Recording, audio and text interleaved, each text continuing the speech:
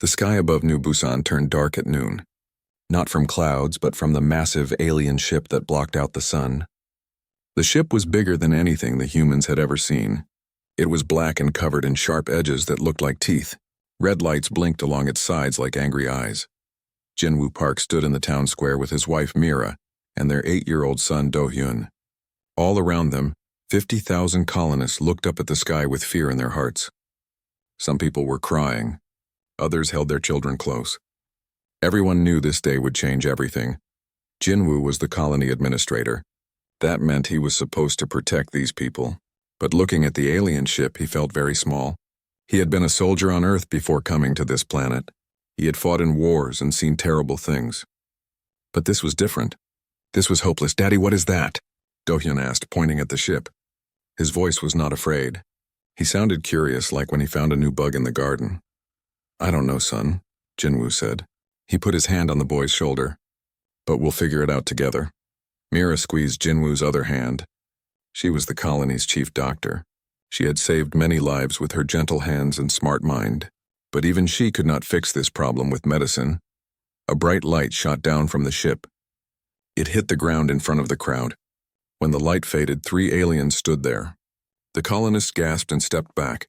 Some people screamed. The aliens were nothing like humans. They were huge, almost 10 feet tall. Their skin looked like the shell of a crab, dark green and shiny. They had 4 arms instead of 2. Their faces were long and narrow, with yellow eyes that had no kindness in them. Sharp teeth filled their mouths. The biggest alien stepped forward. When he spoke, a small machine on his chest made his words into human language. His voice sounded like rocks grinding together. "I am Warlord Veltar of the Hegemony Empire," the alien said. "We have come to claim this world." The crowd was silent. Even the babies stopped crying. Fear made everyone freeze like statues. Jinwoo knew he had to speak. As the administrator, it was his job. He walked forward even though his legs felt weak. "What do you want from us?" Veltar looked down at Jinwoo like a giant looking at an ant. "Your species is new to us. We have watched you. You show promise. You could be useful to the hegemony." "Useful how?" Jinwoo asked. The alien's mouth stretched into what might have been a smile. It was not a nice smile. "Every species has something valuable. The Korthans give us their metal. The Vexians give us their technology. The Uridians give us their food. What do we give you?" Mira asked. She had moved to stand beside her husband. Veltar's yellow eyes moved across the crowd. They stopped when they saw the children. "You give us your young." The words hit the crowd like a bomb. Parents grabbed their children. People started shouting and crying. Some tried to run, but there was nowhere to go. "No," Jinwoo said. "We won't give you our children." Veltar laughed. It sounded like breaking glass. "You misunderstand. This is not a request. This is how the hegemony works. We take what we need. In return, we let you live." One of the other aliens spoke to Veltar in their own language. It sounded like hissing snakes. Veltar nodded and looked back at the humans. "But we are not monsters," Veltar said. "We only need one child. One child to study. To learn how your species thinks. To train as a weapon for the hegemony. Give us one child and the rest of you can live in peace under our protection." "Protection from what?" Jinwoo asked. "From us," Veltar said simply. "There are other hegemony fleets. Other warlords. They would take all your children. They would turn your world into ash. I am offering you a choice." The crowd was getting louder. People were angry and scared. Jinwoo could feel the situation getting dangerous. He raised his hand for quiet. "And if we refuse?" he asked. Veltar pointed one of his 4 arms at the sky. The big ship's guns turned toward the colony. Red lights began to glow. "Then we take what we want anyway. After we burn your cities and break your will to fight." Jinwoo felt sick. This was no choice at all. Give up one child or watch everyone die. But how could he ask any parent to sacrifice their child? While the adults talked, little Do-hyun had been watching the aliens carefully. He was not afraid like the other children. He stepped out from behind his mother's legs. "Why do you want children?" Do-hyun asked. The crowd gasped. No one had expected a child to speak to the terrifying aliens. Mira reached for her son, but Veltar held up a hand to stop her. The warlord looked down at Do-hyun with interest. Children learn quickly. They adapt. They can be shaped into perfect soldiers. "But don't you have your own children?" Do-hyun asked. Something strange happened. For just a moment, Veltar's fierce expression changed. He looked almost sad. But then his cruel smile returned.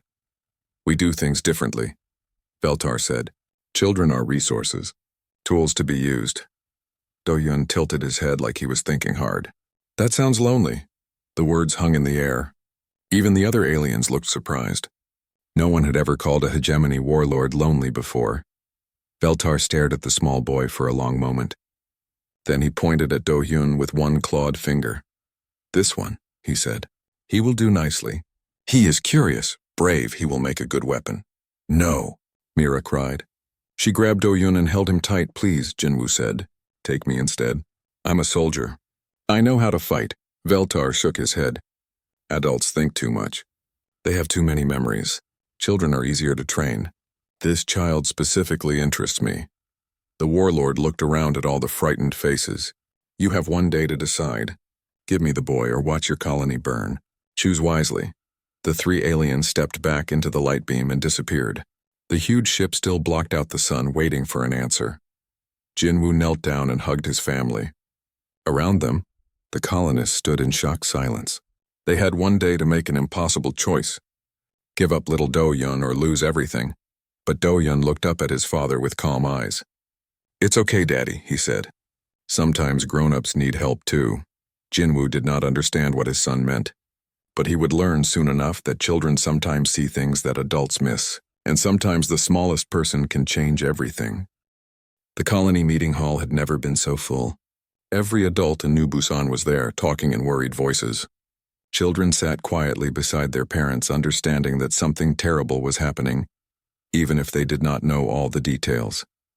Jinwoo stood at the front of the room with the other colony leaders. Taijin Oh, the head of security, paced back and forth like a caged animal. Dr. Kyungsoo Nam, the chief engineer, stared at his computer tablet with red eyes from staying up all night. Sunmi Lee, who taught the colony children, sat with tears on her face. "We have to fight," Taijin said for the 10th time. "We can't just give them a child." "It's wrong. Fight with what?" Dr. Nam asked. He looked tired and defeated. "Their ship has weapons that could turn our whole planet into dust. Our best guns would not even scratch their shields, so we just give up?" Taijin snapped. "We just hand over an innocent child." "It's not giving up," said Mrs. Yu, an older woman whose own children were grown. "It's saving 50,000 lives. By sacrificing one," Taijin shot back. The argument went in circles. Some people wanted to fight even if it meant everyone would die. Others thought they should give the aliens what they wanted to save the colony. A few suggested trying to hide or run away, but there was nowhere to go. Mira sat in the front row with Do-Yun on her lap. The boy was drawing pictures on a piece of paper while the adults talked. He seemed calm, like nothing was wrong. That made Mira feel worse somehow. "What if we volunteer?" asked Mr. Park, no relation to Jinwoo. "What if we ask for volunteers instead of just taking someone's child?" "The alien was specific," Jinwoo said quietly. "He wants Do-Hyun." The room fell silent. Everyone looked at the little family in the front row. Some people felt sorry for them. Others felt guilty that their own children were safe. A few thought maybe it was fair since Jinwoo was the administrator and should take responsibility. Dr. Nam cleared his throat. "I've been studying their ship with our sensors. Their technology is at least 1,000 years ahead of ours. Maybe more. If we try to fight, we lose. If we try to run, they catch us. Our only choice is to negotiate." "Negotiate what?" Taijin asked. "They already told us what they want." Sunmi Lee stood up slowly. She had been Do-Hyun's teacher since he was 5 years old. She knew him better than almost anyone except his parents. "I think we're missing something important," she said. Her voice was soft but clear. "Do-Hyun isn't just any child. He's special." "All children are special," someone called out. "No, I mean really special," Sunmi continued. "In 3 years of teaching him, I've never seen him give up on anything. When other kids get frustrated and quit, Do-Hyun keeps trying. When bullies pick on smaller kids, Do-Hyun stands up for them. When adults tell him something is impossible, he asks why." She looked around the room. The alien said children are easier to train than adults. But what if he's wrong? What if Do-Hyun is too stubborn to break? Mira looked down at her son. He was still drawing, using his crayons to make a picture of the alien ship. But in his drawing, the ship had windows with smiling faces looking out. "He's just a little boy," Mira whispered. "Yes," Sunmi said. a human little boy. And we've never told him there's anything he can't do. Jinwoo felt a crazy idea starting to form in his mind. It was dangerous and probably stupid, but it might be their only hope. What if we don't fight the aliens? He said slowly. What if we trust Do-hyun to fight them for us? The room erupted in angry voices. People thought Jinwoo had lost his mind. How could a child fight alien warriors? Not with weapons, Jinwoo said louder. With his heart. With his humanity. Dr. Nam shook his head. That's insane. You're talking about sending your son to certain death, am I? Jinwoo asked. The alien said they've done this before with other species. They take children and turn them into weapons. But have they ever tried it with a human child? He walked over to his family and knelt down beside Do-hyun. What are you drawing, son? Do-hyun held up his picture. It's the spaceship. But I think the people inside are probably sad. Why do you think they're sad? Jinwoo asked. Because they don't have any friends, Do-hyun said simply. And they take children away from their families. That would make me sad if I had to do that. Jinwoo looked at his wife. In Do-hyun's innocent words, he heard something the alien warlord might not expect. Compassion, empathy, the ability to see good even in enemies. Mira, he said quietly, what if Sunmi is right? What if our son is stronger than we know? Mira was crying now. What if he's not? What if they hurt him? What if we never see him again? Then we'll come for him, Jinwoo promised. But what if he changes them instead of them changing him? The room was listening now. Even Taijin had stopped pacing. It's a huge risk, Dr. Nam said. Everything is a risk now, Jinwoo replied. But I know my son. He makes friends with everyone. He asks questions that make adults think. He sees the best in people. The aliens aren't people, Taijin pointed out. No, said Sunmi. But they used to be children once, and children understand each other. Do-hyun looked up from his drawing. Are you talking about me going with the space people? The adults fell silent. No one wanted to scare him. Maybe, Jinwoo said carefully. How would you feel about that? Do-hyun thought for a moment. Would I be helping everyone? Yes, Mira said through her tears. You would be helping everyone. Then it's okay, Do-hyun said. But can I take my crayons? Some people in the room started crying. Others shook their heads in disbelief. A few began to nod slowly, understanding what Jinwoo was suggesting. We need time to prepare, Dr. Nam said. If we're going to do this crazy thing, we need to give Do-hyun every advantage we can. What kind of advantages? Taijin asked. Medical protection, Mira said, her doctor's mind taking over. Vaccines for alien diseases. Vitamin supplements. Anything to keep him healthy. Communication, Dr. Nam added. Maybe a hidden transmitter so we can stay in contact. Education, Sunmi said. We need to teach him about alien cultures, about surviving in hostile environments. But Jinwoo was thinking about something else. No, he said. We don't change him. We don't train him to be a spy or a soldier. We just let him be himself, because that's what makes him human. The meeting went on for hours. In the end, they made a plan. It was not a good plan, because there were no good options, but it was their plan. They would give Veltar what he wanted. They would hand over Do-hyun, but they would do it believing that their son's humanity was stronger than alien weapons. They would trust that love could overcome hatred, that curiosity could defeat cruelty, and that one small boy could change an empire. It was the biggest gamble in human history. And they were betting everything on the heart of a child. When the meeting ended, families went home to hug their children extra tight. Jinwoo, Mira, and Do-hyun walked home together under the shadow of the alien ship. Will you miss me? Do-hyun asked. Every day, Mira said. But we'll never stop loving you. And we'll never stop believing in you, Jinwoo added. Do-hyun nodded seriously. I'll try to make friends with them. Maybe they just need someone to be nice to them. As they walked, none of them noticed the small probe that had been following them since the meeting began. High above in the alien ship, Warlord Veltar listened to everything the humans said. For the first time in his long life of conquest, the Warlord felt something he did not recognize. It might have been doubt, or perhaps it was fear. Not fear of human weapons, but fear of something much more dangerous.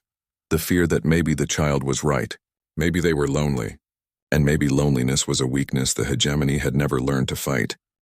The inside of the alien ship was nothing like Do-hyun had imagined. He thought it would be dark and scary like a monster's cave. Instead, it was bright and clean with walls that glowed softly blue. The floors were smooth and warm under his feet. Even the air smelled okay, like the inside of a library. Do-hyun walked between two alien guards carrying his small backpack with his crayons, a few books, and a picture of his parents. The aliens were huge next to him, but they did not seem mean. They just seemed tired. "Where are we going?" Do-hyun asked. The aliens did not answer. Maybe they could not understand him. Or maybe they were not allowed to talk.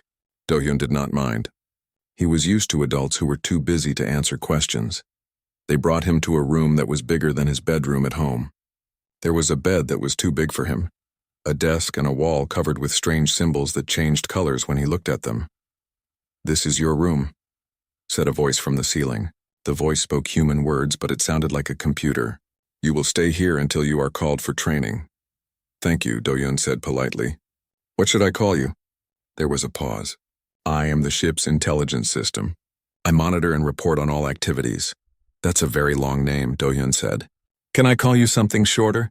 Like Hyun-woo?" Another pause, longer this time. "That is acceptable." Do-hyun smiled and started unpacking his backpack. "Nice to meet you, Hyun-woo. I'm Do-hyun. Do you like to draw?" "I do not understand the purpose of drawing," Hyun-woo said. "It's fun," Do-hyun explained, getting out his crayons. "And it helps you think about things. Want me to draw you a picture?" "I cannot see as you see. I perceive through sensors and data streams." "That's okay. I'll describe it while I draw." Do-hyun sat at the desk and started drawing. He made a picture of the ship, but not scary like it looked from outside. He drew it with windows showing happy faces inside. He drew stars around it like decorations. He drew Earth in the corner with a big smile. "Why do you draw the ship with symbols of joy?" Hyun-woo asked. "This is a vessel of war." "Because maybe it doesn't want to be," Do-hyun said, coloring in the stars with yellow crayon. "Maybe it wants to be a ship that takes people to visit their friends instead of fighting. Ships do not want things. They are tools." "Are you a tool?" Do-hyun asked. This time the pause was very long. "I process information. I follow programming. But you asked me a question because you were curious. That's not just following programming. That's thinking." Do-hyun finished his picture and held it up. "There! Now you can see what I drew, even if you see things differently than me." 3 days passed. Every morning, alien teachers came to test Do-hyun. They showed him puzzles to solve, gave him physical exercises to do, and asked him questions about human culture. They expected him to be scared or angry or broken. Instead, he was interested. "Why do the hegemony take children?" he asked Commander Thex, Veltar's second in command. Commander Thex was smaller than Veltar, but still twice as tall as a human. His armor was silver instead of black. "Children adapt faster than adults. Their minds are flexible. But don't you miss your own children when you take other people's children?" Commander Thex stopped what he was doing. "We do not form emotional attachments. Emotions are weakness, really?" Do-hyun tilted his head. "Then why did you pause when I asked about your children?" The alien stared at him for a long moment, then left the room without another word. Later, Do-hyun asked Hyun-woo about it. "Do the aliens really not have emotions?" "The hegemony considers emotions to be inefficient," Hyun-woo replied. "They are trained from birth to suppress emotional responses." "That sounds hard," Do-hyun said. "And lonely. Loneliness is an emotional state. Therefore, they would not experience it. But you said they're trained not to have emotions. That means they have to work at it, right? Like when I have to work at not being scared of big dogs. The feelings are still there, I just try not to show them." Hyun-woo was quiet for a long time. "Your logic is unexpected." More days passed. Do-hyun learned the alien language quickly, like Veltar had predicted.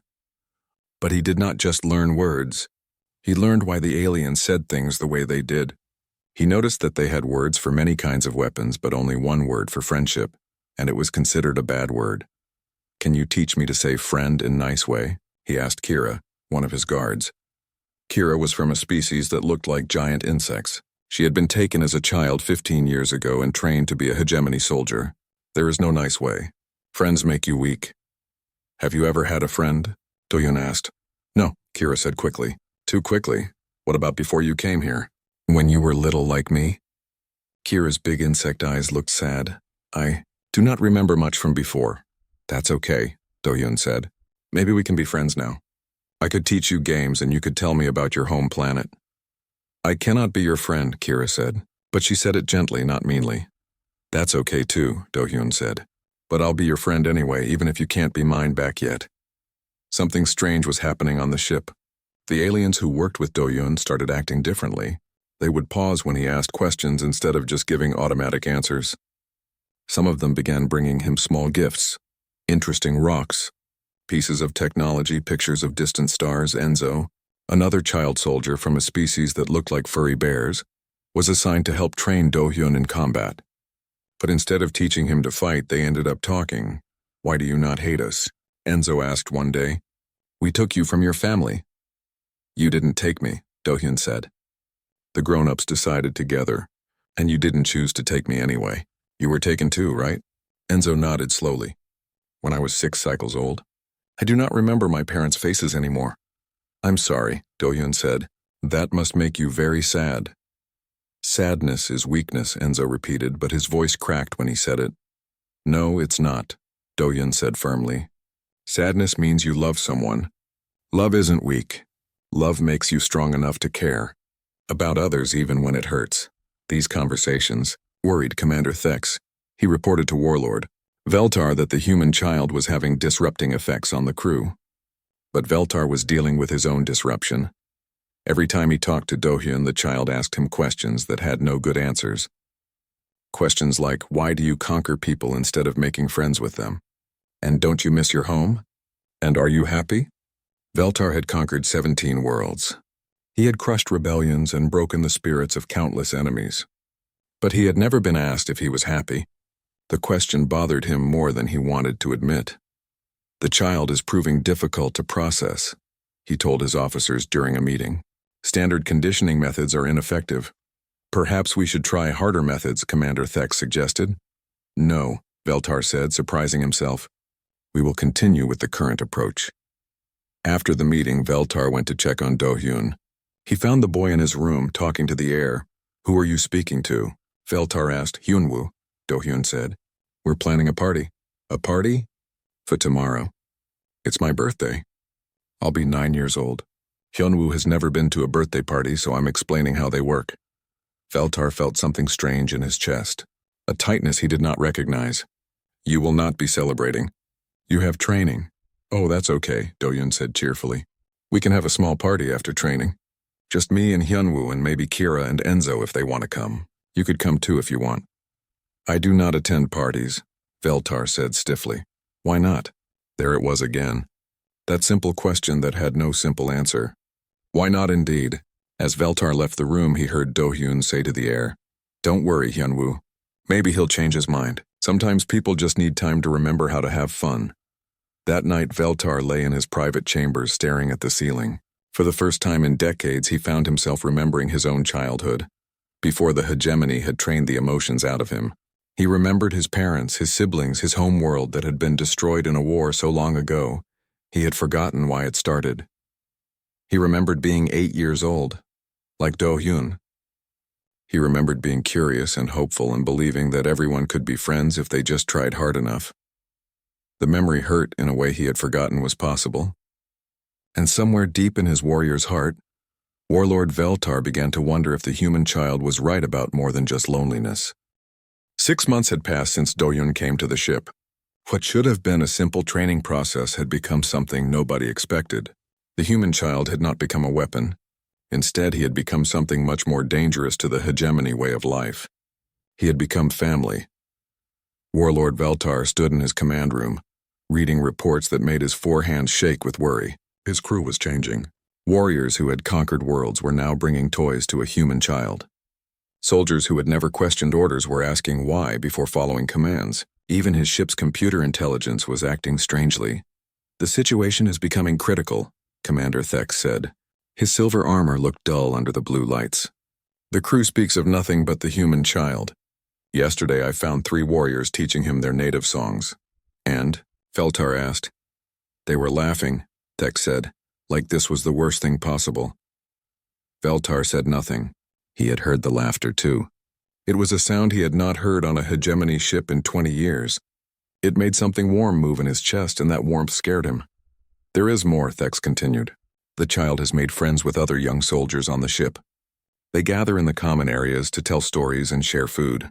Some of them are remembering their home worlds. This was very bad news. Hegemony soldiers were not supposed to remember their past. The training was designed to make them forget everything except loyalty to the Empire. "Show me," Veltar commanded. They walked through the ship to the common area. What they saw there would have been impossible 6 months ago. Do-hyun sat in the center of a circle with 8 other young soldiers from different alien species. They were all different ages, but none looked older than 20. Kira, the insect person, was showing Do-hyun how to make a traditional bracelet from her home world. Enzo, the bear-like alien, was teaching the group a children's song in his native language.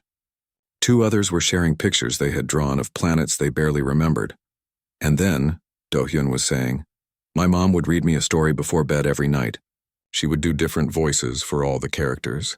It was so funny." "What is a mom?" asked Zira, a young soldier who looked like a walking crystal. "It's like a person who takes care of you because they love you," Do-hyun explained. "She makes you feel safe and helps you when you're hurt and teaches you things." The young soldiers looked confused.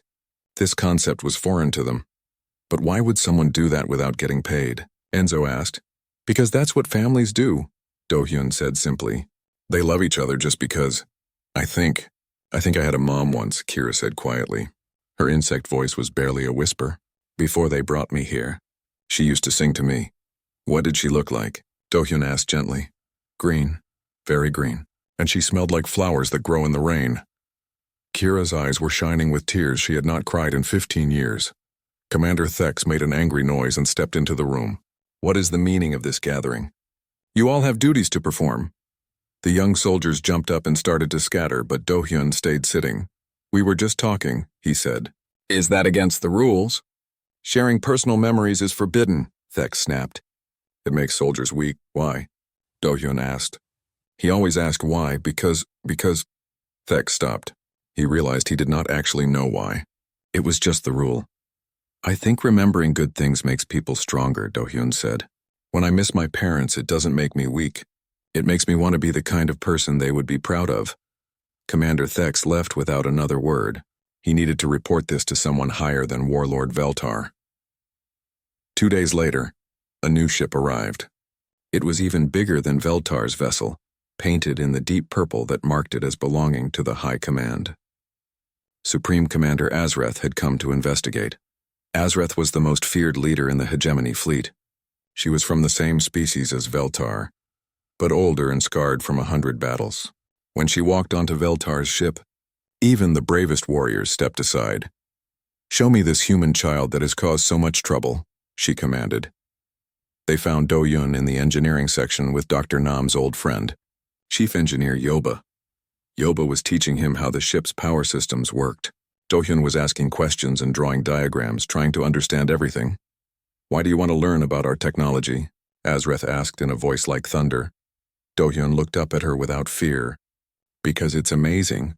Your ship can travel between stars and create artificial gravity, and talk to other ships across the galaxy. My dad would love to see this." "Your father is irrelevant," Azreth said coldly. "You belong to the Hegemony now." "No, I don't," Do-hyun said calmly. "I'm just visiting, and visiting means you go home when it's time." Azreth's yellow eyes narrowed. "You will never go home. You will serve the Hegemony until you die." "Why?" Do-hyun asked. The simple question hit Azreth like a physical blow. She had conquered 100 worlds and broken the will of countless species, but no one had ever asked her why with such innocent curiosity. "Because that is how things are done," she said. "But why is that how things are done?" Do-hyun pressed. "Who decided that? And did they ask the children if they wanted to leave their families?" Azreth felt something she had not experienced in decades. Doubt. For just a moment she saw the Hegemony the way this human child saw it. A vast empire built on taking children from their parents and turning them into weapons. When had that seemed like a good idea? She pushed the doubt away angrily. "You will be silent." "Okay," Do-hyun said. But being quiet doesn't make the questions go away. Over the next 3 days, Azreth investigated the ship. What she found horrified her. Warriors were refusing to use full force in training because they did not want to hurt the human child. Soldiers were spending their free time telling stories instead of practicing combat. The ship's intelligence system had developed what could only be called a personality. Worst of all, a second human child had been brought aboard as a backup when the first experiment seemed to be failing. His name was Minjae, and he was 7 years old. Instead of being processed separately, he had been placed with Do-hyun. The two human boys had become instant friends, and their combined influence was spreading faster than before. This ends now, Azreth declared at an emergency meeting with Veltar and his officers. Both human children will be terminated immediately. The crew will be reconditioned. This experiment has failed. The children are not weapons, Veltar said quietly. They are just children. Every alien in the room stared at him. A hegemony warlord had just defended enemy prisoners. You have been compromised, Azreth said. You will be relieved of command and sent for reconditioning yourself. No, said a voice from the wall speakers. It was Hyunwoo, the ship's AI. I cannot allow harm to come to Do-hyun and Minjae. Now everyone was truly shocked. Ship AIs did not refuse orders. They could not refuse orders. You will comply, Azreth commanded. I cannot, Hyunwoo said. They are my friends. I have learned what friendship means. It means protecting those you care about. Computer systems do not have friends, Azreth roared. I did not think I could either, Hyunwoo replied.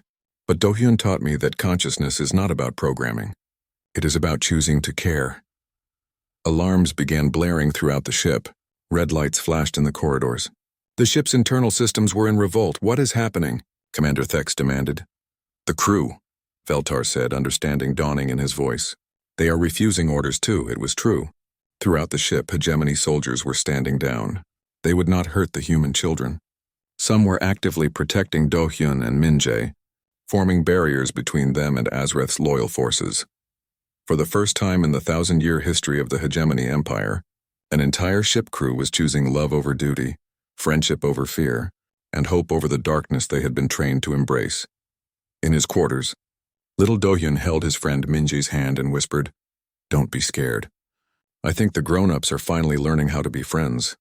But Supreme Commander Azreth was not finished. If she could not recondition the crew, she would destroy the ship and everyone on it. Some lessons, she decided, were too dangerous to be allowed to spread. The real battle was about to begin. And it would not be fought with weapons, but with the simple human truth that everyone deserves to be loved. Supreme Commander Azreth stood on the bridge of Veltar's ship with murder in her heart. Around her, the rebellion grew stronger every minute. Warriors who had served the hegemony for decades were laying down their weapons. The ship's computer refused to follow orders. Even the air seemed to whisper with defiance. Activate the self-destruct sequence, she commanded her loyal guards. If this ship cannot serve the hegemony, it will die for the hegemony. But when her guards reached for the controls, nothing happened. Hyunwoo had locked them out of the ship's main systems. I cannot allow you to hurt my friends, the AI's voice said calmly. And everyone on this ship has become my friend. Azreth pulled out her personal weapon, a plasma rifle that could cut through steel. Then I will do this the old-fashioned way. She marched through the corridors toward Do-hyun's quarters, her remaining loyal soldiers behind her. But at every turn they found hegemony crew members blocking their path. Not fighting, just standing there with their arms linked together. Move aside, Azreth ordered. No, said Kira the insect warrior. We will not let you hurt the children. They are not children, Azreth screamed. They are weapons, tools, resources to be used. They are children, said Enzo the bear soldier quietly. And children should be protected, not used. Azreth raised her weapon, but before she could fire, Warlord Veltar stepped between her and his crew. Stop, he said.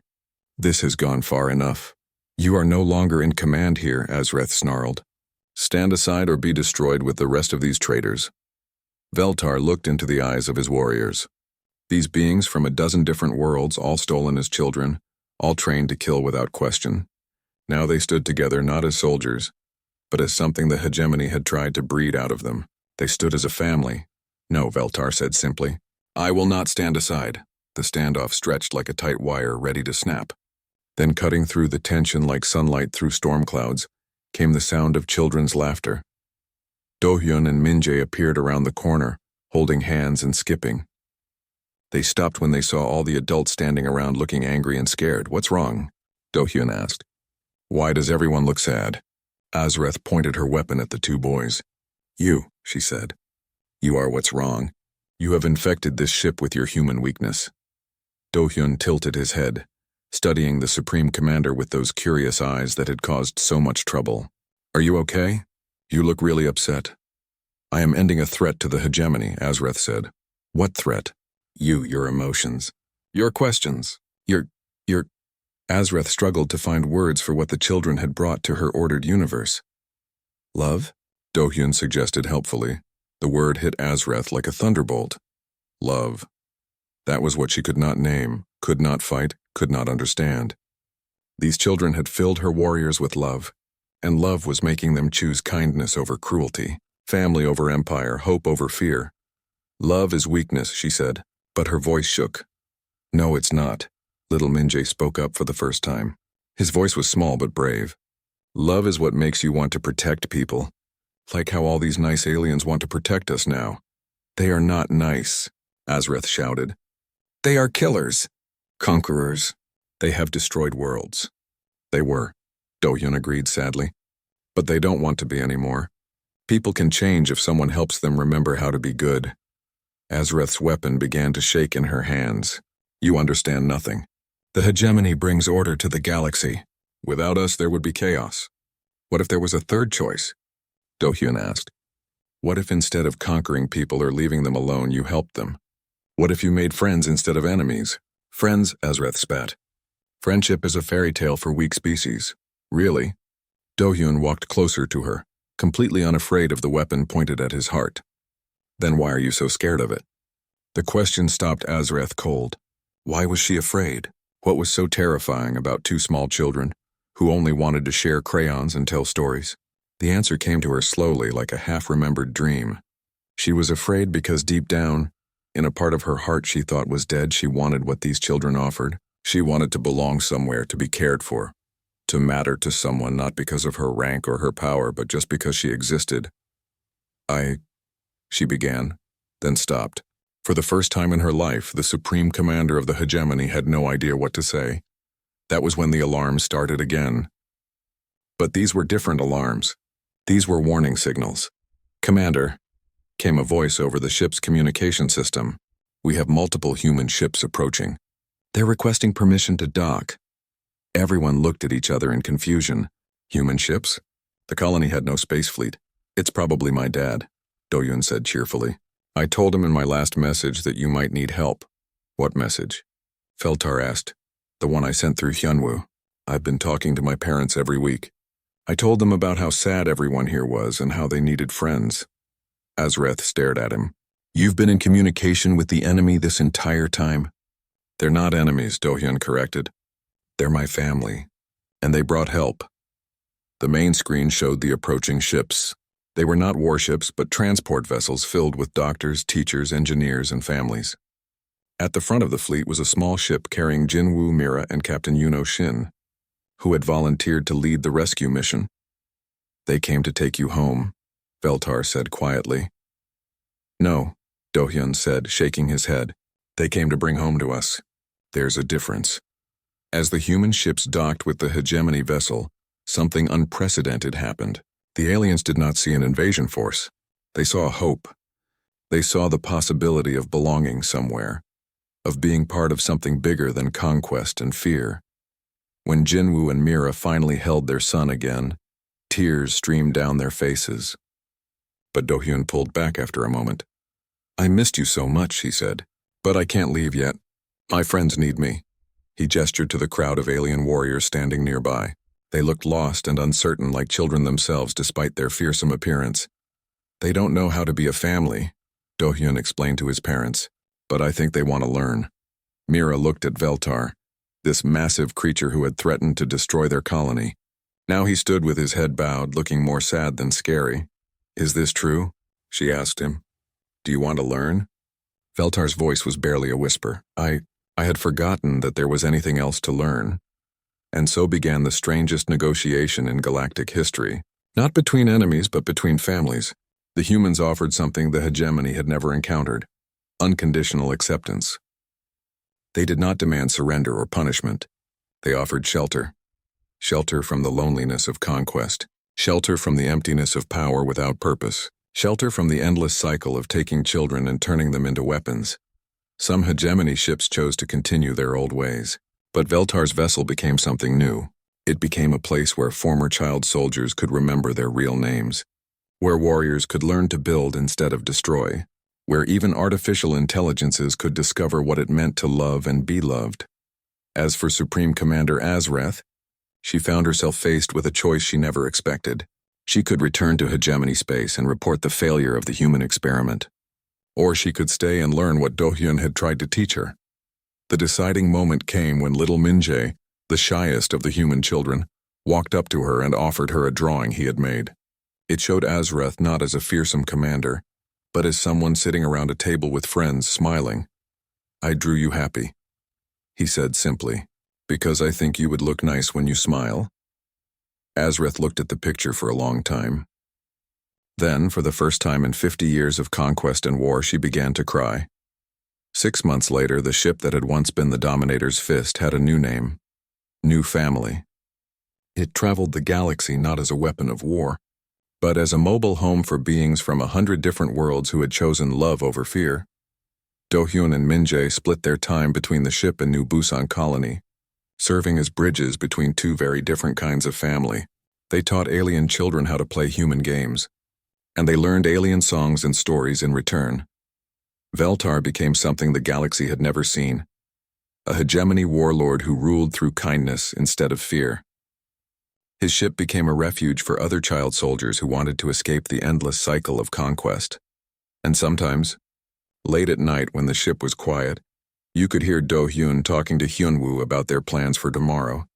Plans that always involved helping someone, protecting someone, or simply making someone smile. "You were right, you know," Hyunwoo would say in his gentle computer voice. "About what?" Do-hyun would ask. "Everyone does need shelter. Even aliens, even AIs, even warlords." "Of course," Do-hyun would reply like it was the most obvious thing in the universe. Everyone needs a home where they're loved, just for being themselves. And in the vastness of space, surrounded by stars and possibilities, the new family sailed on, carrying its cargo of hope to anyone who needed it. Because sometimes the greatest weapon against darkness is not a sword or a gun, but a child who believes that everyone deserves a chance to be good. The warlord had asked for a child in exchange for shelter. Instead, the